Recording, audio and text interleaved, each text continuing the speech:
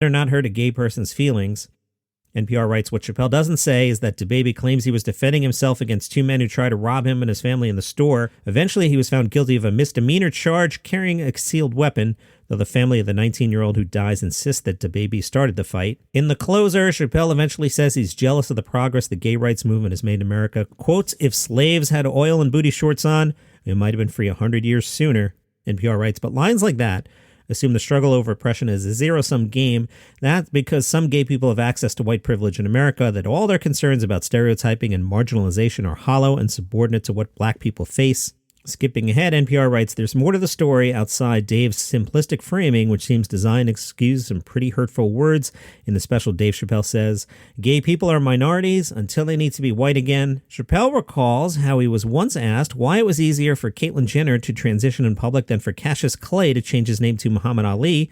Ignoring the obvious answer, writes NPR, Ali adopted his name 50 years earlier. Thankfully, the times eventually change.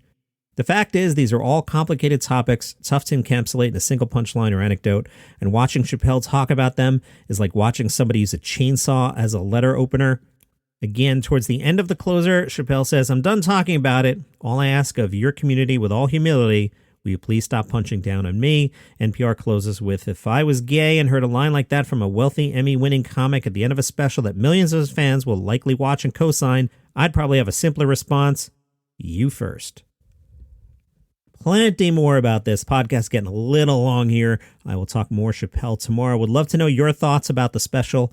If you want to jump on either Instagram at Daily Comedy News, tag one of the Chappelle posts I did, or the Facebook group. This is exactly what the Facebook group is for. Facebook.com/groups/DCNpod. Facebook groups/DCNpod.